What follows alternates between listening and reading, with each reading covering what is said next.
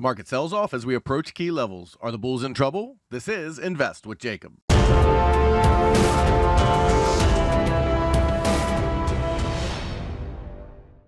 Okay, guys, so in last week's video, we talked about the fact that the market was tracing out an ending diagonal that could approach the 4,000 to 39.80 level, and that's exactly what we saw. Yesterday, the market sold off very strongly down toward the 4,000 level, and now the bulls need to defend, otherwise we could face a very big correction. I'll get into all that in just one second, but first, if you're new here, welcome to the show, guys. My name is Jacob Gabbard, and this is Invest with Jacob, where we use Elliott Wave Theory to break down the SP 500 and the NASDAQ. I highly encourage you to hit that subscribe button down below so that you can get our daily S&P updates, our trade setups, and our buy alerts. All right, guys, with the market selling off, we are approaching some key levels, so let's jump into the chart and take a look.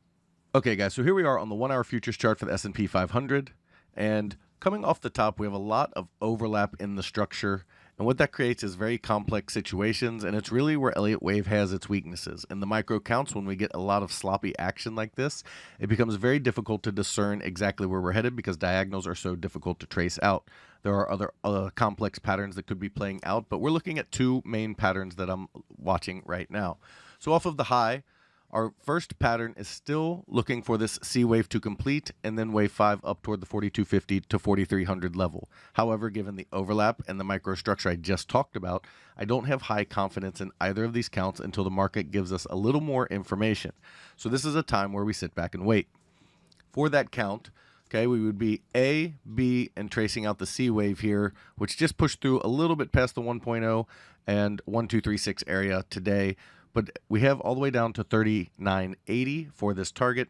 And if they push through that, then we would be looking at the alternate count. So they can continue to push this down, okay, and bottom out in C, and then start the rally higher in a three-wave move of A, of this bigger B wave, and then a move down in B, and then C up to complete that move toward the 4250 to 4300 region. So that would be our primary count, but again, our confidence in that count is pretty low at this time, but it's low in both counts. And our secondary count, okay, the path would be off the high, a leading diagonal to the downside. And so there you'd have wave 1 here, wave 2, and this would be wave 3 that we're trying to complete right now. And this can extend a little deeper than it already has. And if we break 39.80, it's very likely we're in this count. So this move down can extend, okay, down toward the 39.80 region or more. And if it does, all right, then we would expect wave 4 to be actually a pretty big bounce up toward the 4130 region because it is a diagonal and wave 4s get into wave 1 territory on diagonals.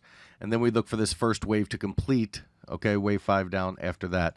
So I'm basically 50-50 on the two counts because there is so much overlap and complexity in this area.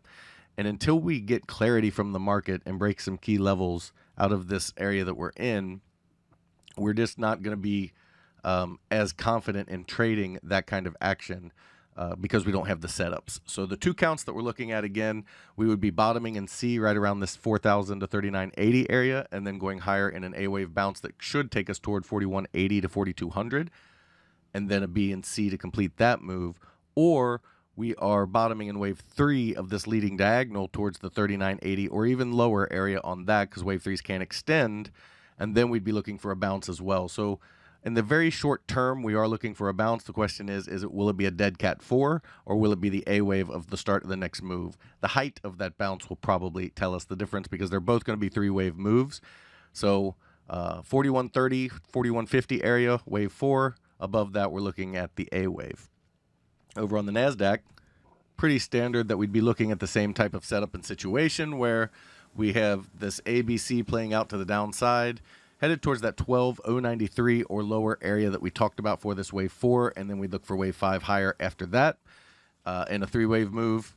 And otherwise, we are looking at a leading diagonal to the downside where you have 1, 2, and we're in 3 here, which can, of course, extend. And if it breaks the 12,982 area, it would more likely become the wave 3 of the leading diagonal. And then we look for wave 4 bounce and then wave 5 down from there to start that bigger C wave we've been talking about since last October.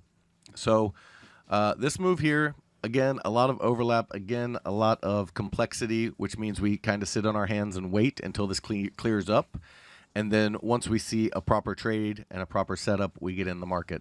So those are the paths we're tracking, guys. We're looking for either that ABC to play out and then a reversal higher, or we're looking for that wave 3 to bottom and a bounce in wave 4 before seeing wave 5 of 1 down in both counts. Guys, if you love the information I put out in these videos and you want real-time market updates from me, you need to check out investwithjacob.com. There's a link down in the description. Go ahead and click that link, and it'll take you right over to the website. Once you're there, check out our membership plans area. We have 2 incredible plans, and they both come with a 7-day free trial because I want you to get in there, make sure you love it, and become part of our trading team before you ever spend a penny. You can cancel at any time. We just started our training series where you can learn Elliott Wave for beginners. I teach Elliott Wave how I use it, and that comes with each membership. In my first room, the Invest with Jacob room, you get all of my real-time market updates, all of my buy and sell alerts, all of your Elliott Wave questions answered, a midday video where I go over exactly where we are in the counts and what to expect, as well as the trading section we just saw. We trade the SPY and the QQQ, and we swing trade, which means our trades can last anywhere from a few days to a few months, so we don't trade quite as often as a day trading room does. However, if you are interested in day trading as well as individual stocks, you should check out PT's Throne Room. Over there, you get everything you get in the Invest with Jacob room, as well as individual stocks, day trading, and PT's reduced risk binary method that just crushes the market. He gets you in at a cheap price, he gets you big multiples on your money, and it's how he structures the trade that's so unique. It's something you have to see to understand, and that's another reason we give you that 7-day free trial. We also started a challenge account where you put $4,000 into an account, and he trades mini ES futures averaging 3 to 4% gains per week, showing you how to build a large account into a small account into a large retirement or savings account. Guys, we would love to have you in these rooms so we can all make money together. All right, key takeaways for today. We are looking for a bounce relatively soon, either from about where we are now in the 4,000 area or down to the 3980 or below area, depending on which count we're in. The height of that bounce will tell us whether it's the wave 4 or the A wave, and then from there we would be looking for follow through in one of the 2 counts. Over on the NASDAQ, same type of situation. We are looking for a bottoming area soon and a pretty decent bounce from there that will either be that wave 4 of 1 and then 5 down, or the start of the ABC higher towards 4250 to 4300. Guys, that is the market update for today. I will talk to you tomorrow.